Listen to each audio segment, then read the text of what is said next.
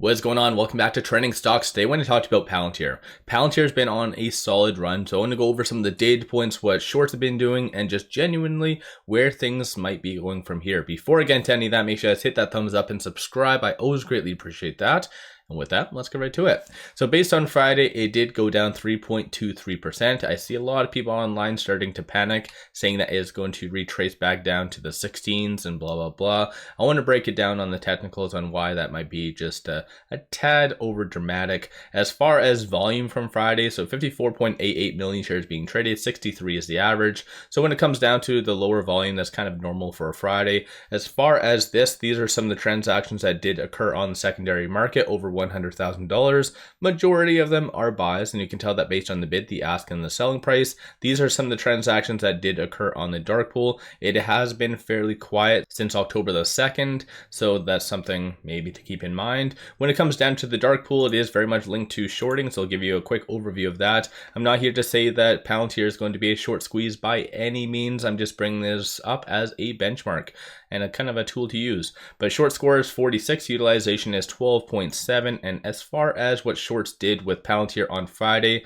they returned 808,000 shares, 8.38% of the free float is being shorted, 160.67 million shares overall are being shorted. Cost to borrow average is fairly low, so at 0.75%, and it does show through the interactive broker short availability that there's more than 10 million shares available to be shorted. So the fact that shorts aren't doubling down or anything, that is a good sign, and especially does show that Palantir does have a good, credible business. That's obviously one differential factor that you can tell between Palantir and a lot of other growth stocks. In addition to that, though, the fact that Palantir did go red on Friday and shorts returned to some of their shares, that does show that they feel that based on Friday's price action, it is a overreaction. So kind of a bullish thing when it comes down to that. As far as options though, from Friday, so $15 million in calls being purchased versus 7.06 million in puts. So based on this information, people are very optimistic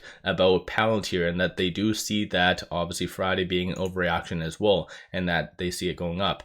Based on this, so if you are bullish looking at the call options, the open interest, the strike prices, and expiry dates, it is anticipated by next week, so October the 20th, to be above around, it looks like between $17 and $18. So that's kind of good within line of the technicals a little bit.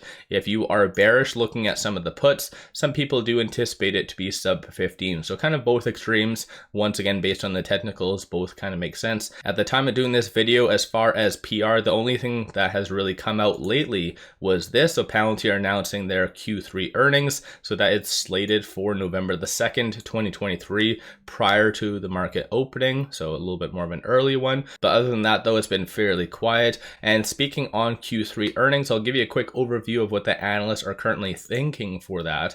So for earnings per share, right now there's around 14 analysts with a consensus of 6 cents per share, so pretty positive. It did go up from 5 to 6 cents over the last several weeks, and plus 2 new analysts did jump on board, so it went from 12 to 14, and vice versa. For revenue, it did go from around 10 analysts to 11, and it looks like it went from 551 million to 555.36. So once again, another bullish analyst on Palantir. And you can also tell that based on a lot of the analyst ratings right here through tip ranks. So last being Louis from William Blair, who does have a 57% success rating. Didn't give a price target though, but they did give a sell rating. And then Marina from Bank of America, who does have a 64% success rating, gave a $18 price target. So once again, a lot of people are starting to look at the metrics for Palantir, the future on the higher interest rates, and trying to determine where things might be going. Currently, PS ratio is around 18.3.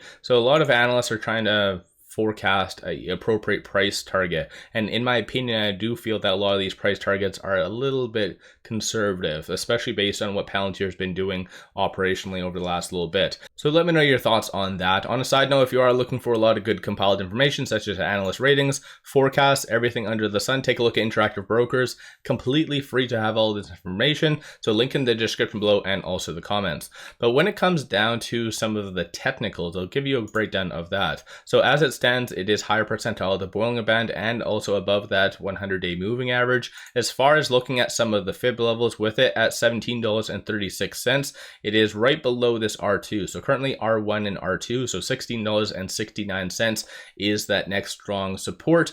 Vice versa, 1743, which obviously it just recently broke right below that. But as it stands, I wouldn't really consider this a very strong resistance at this stage. So $18.63 most likely is the next strong resistance. And I do feel a little bit more optimistic about next week. So I feel like in reality, it'll stick between this R2 and this R3. But regardless, like I said, Palantir has been doing absolutely phenomenal. So just the fact that it is trading between this R2 and this R3, whereas a lot of other growth stocks are trading mostly between this S1 and the pivot, Palantir is doing phenomenal. And I think in reality, you can tell based on what analysts are saying about it, definitely they do see a lot of upside coming in the foreseeable future. So let me know your thoughts on Palantir. Give yourself a shout out if you have been buying, selling, holding, what you have been doing. I am very happy to say that I did buy in at $14.20. It was during this kind of downtrend right here.